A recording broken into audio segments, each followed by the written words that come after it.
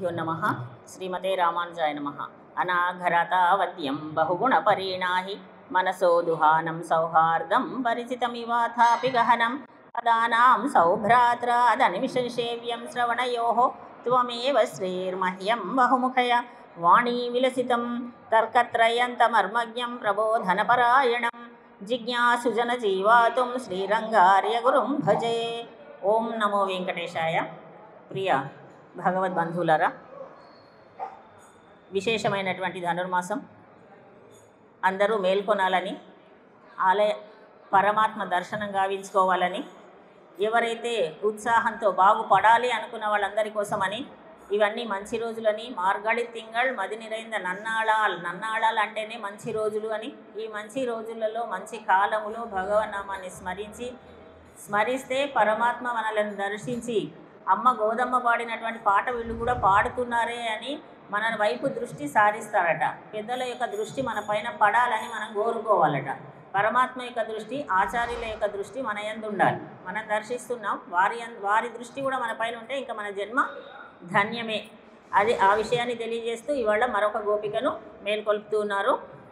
ఈనాడు 14వ గోపిక. ఈ అమ్మాయి వెంటనే అందరికంటే ముందు లేచి మిమ్మల్ని అందరినీ నేనే లేపుతానులే అని చెప్పినటువంటి గోపిక.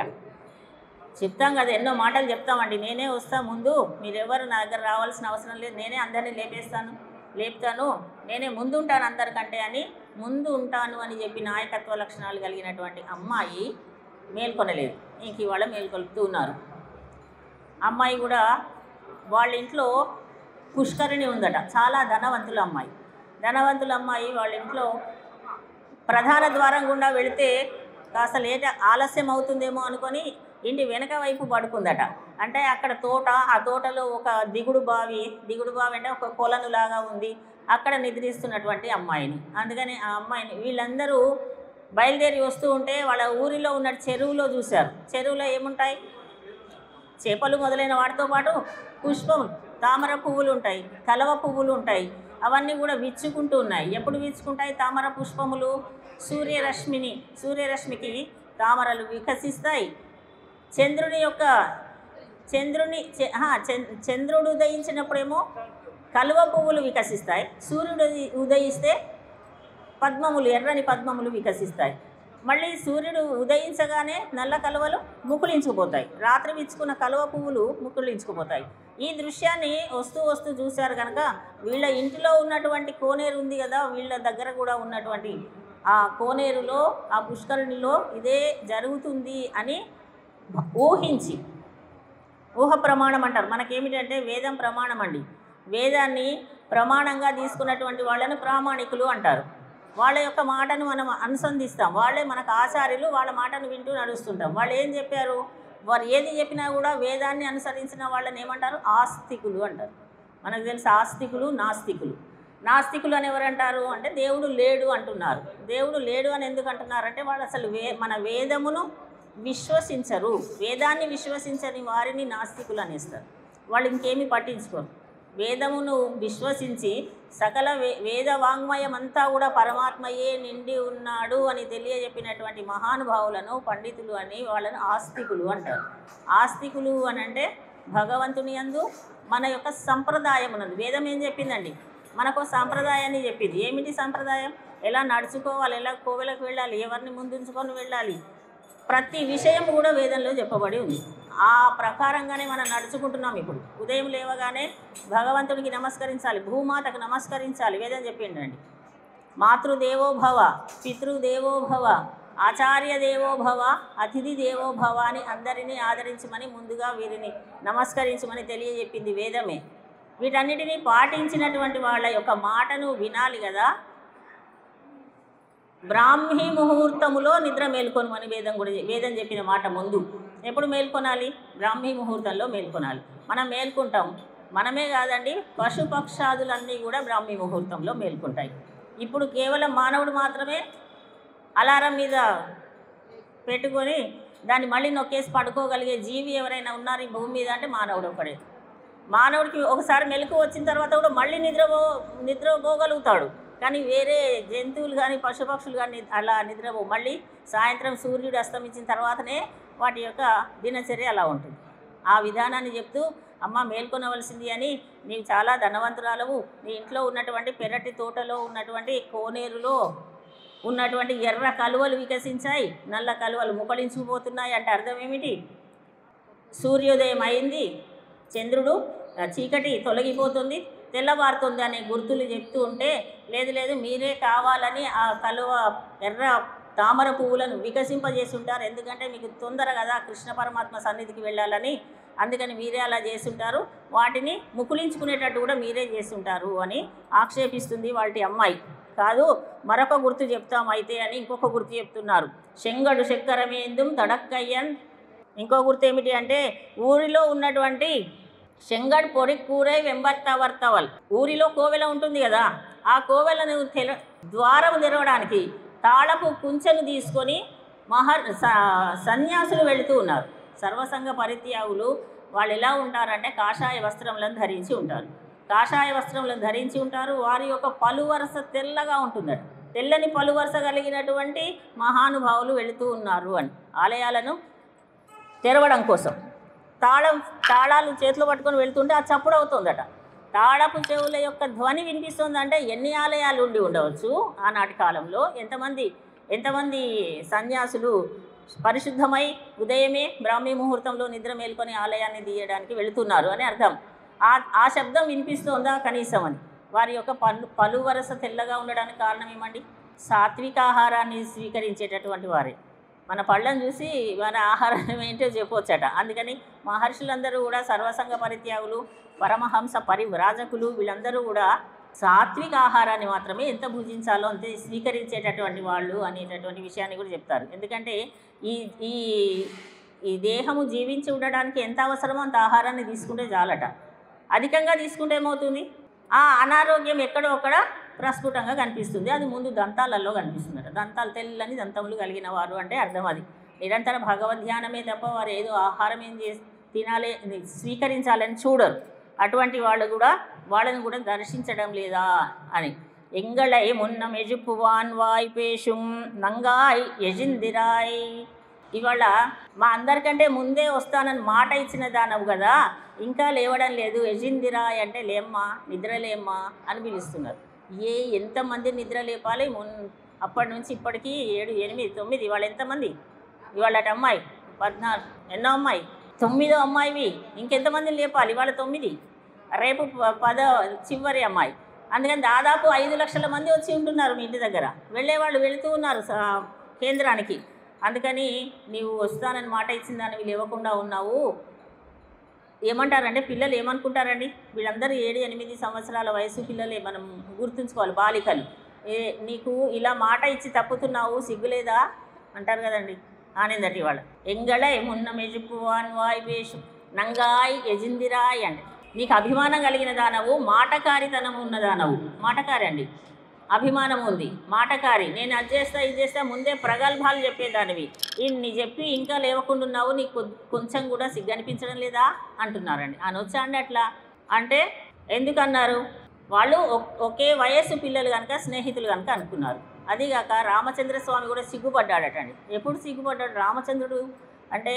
దండకారణ్యానికి వెళ్ళారు, మహర్షులందరూ వచ్చారు, రామచంద్రుడిని దర్శించుకోవడానికి వచ్చారు, నమస్కరించారు, వాళ్ళ కష్టాలన్నీ చెప్పుకున్నారు. మాకు ఇలా కష్టం జరుగుతుంది, మేము ఏ యజ్ఞ యాగాదులు చేసుకోలేకపోతున్నాం, ఎందుకంటే రాక్షసులందరూ కూడా స్వైర విహారం చేస్తున్నారు రామ ఇక్కడ అంటే సిగ్గుపడ్డాడట రామచంద్రుడు. అయ్యయ్యయ్యో, నేనే వచ్చి మీ యోగక్షేమాలు తెలుసుకోవలసిన వాడిని మీరే నా చెంతకు వచ్చి అడిగే పరిస్థితి తెచ్చుకున్నానని సిగ్గుపడతాడట మహానుభావులు రామచంద్రుడు.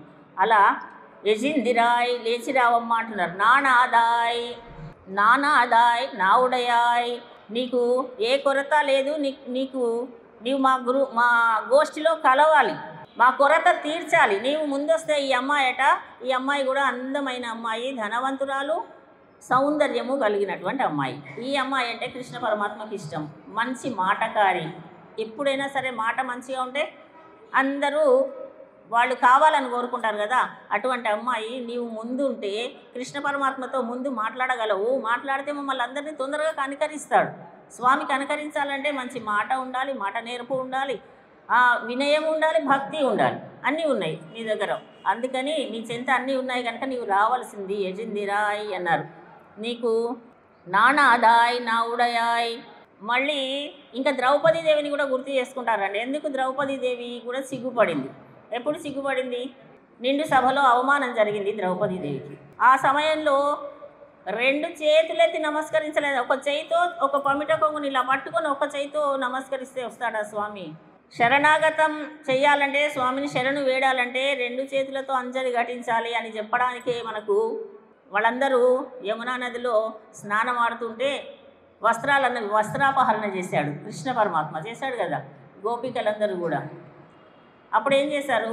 మీరు నమస్కారం పెట్టే పద్ధతి అది కాదంటే వాళ్ళు నీళ్ళలో దిగి 2 చేతులు ఎత్తి నమస్కరిస్తేనే అప్పుడు వాళ్ళ వస్త్రాలు వాళ్ళకి ఇచ్చాడు. అందుకని అప్పుడు అనుకుందట ద్రౌపదీదేవి, కాదు ఇలాగానే 2 చేతులను ఎత్తి నమస్కరించి శంఖచక్ర గదా పాణే ద్వారకా నిలయాచ్యుత గోవింద పుండరీకాక్ష రక్షమాం శరణాగతిం. తండ్రి రక్షించు, శంఖచక్రంలో దాల్చిన వాడ నన్ను రక్షించు అంటూ వేడుకుంటే అప్పుడు విశేషమైనటువంటి వలువలనిచ్చి ద్రౌపదీదేవి యొక్క మాన ప్రాణంలను రక్షించిన వాడు కదా, అందుకని సిగ్గుపడిందట అప్పుడు ఆమె కూడా.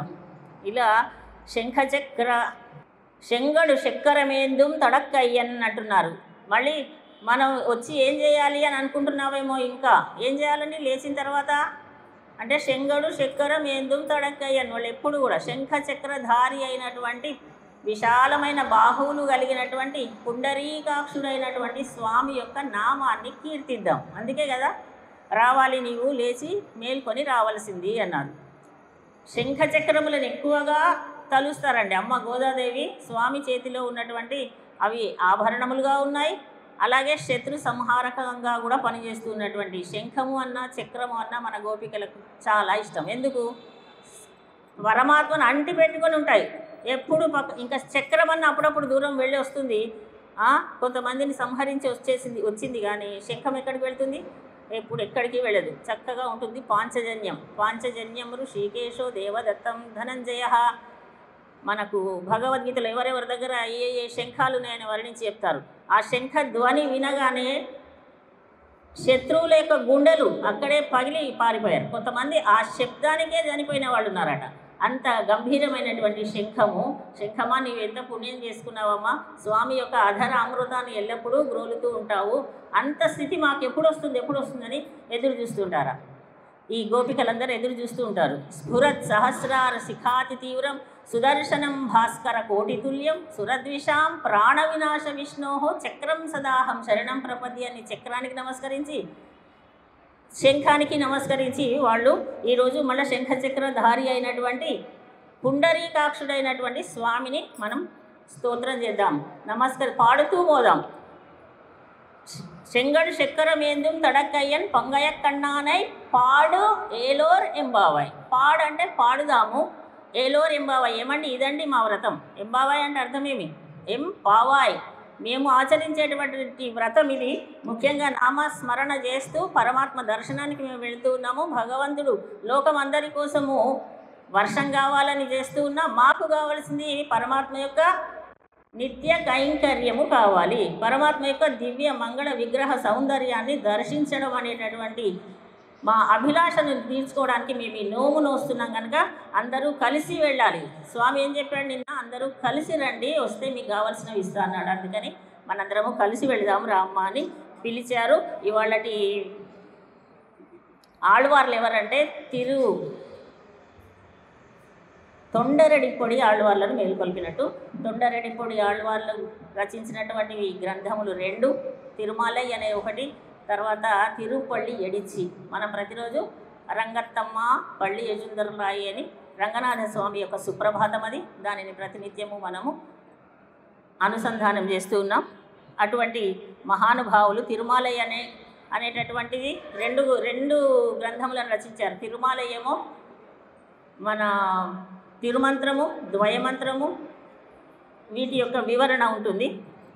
చరమ శ్లోకము వీటి యొక్క వివరణతో ఉండేటటువంటి తిరుమలై. మండంగుడి అనేటటువంటి స్థలంలో వారు అక్కడ ఉద్భవించారు. అందుకనే మనం మండంగుడి ఎన్బర్ మామనయోర్ మన్య షేర్ తొండరడి పొడి తొండగరం వండు తీరత్తవేల్ తెన్నరంగత్తమ్మ అనై పళ్ళి ఉనర్తుంబిరాన్ ఉదిత్త ఊరని వారి యొక్క తనియన్ వారి యొక్క శ్లోకం అన్నమాట. అది అటువంటి మహానుభావులను ఈరోజు గుర్తు చేసుకోవడం. అదేవిధంగా గురు పరంపర వాక్యం శ్రీమన్నాథమునే నమః అని శ్రీమన్నాథములను తలిచేటటువంటి గురు పరంపర వాక్యం. వీటన్నిటినీ శ్రద్ధగా విని మనము కూడా పుండరీకాక్షుడు అంటే పద్మముల వంటి నేత్రములు కలిగినటువంటి ఆ స్వామిని నిరంతరము స్మరణ చేస్తూ ఈనాటి పాశురాన్ని అనుసంధానం చేసుకుని తర్వాత కార్యక్రమంలోకి వెళదాం. உங்கள் குடத்தடை தோட்டத்து வாவியுள் செங்கடு நேர்வாய் நெகிசிந்தான் வல்வாய் கூம்பினகாள் செம்பற் கொடுங்கூரை வெம்பத்தவத்தவர் தங்கள் திருக்கோயில் செங்கிடுவான் போகின்றார் எங்களை முன்னமெழுப்புவான் வாய் பேசும் நங்காய் எசுந்திராய் நாணாதாய் நாவுடையாய் செங்கடு செக்கரமேந்தும் தடக்கையன் பங்கையக்கண்ணானை பாடேலோரெம்பாவாய் कर्कटे पूर्वफल्गुण्यां तुलसीकाननोद्भवां पाण्ड्ये विश्वंभरां गोदां वन्दे श्रीरङ्गनायकीं आण्डाळ் दिव्य तिरुवडिகளே शरणं.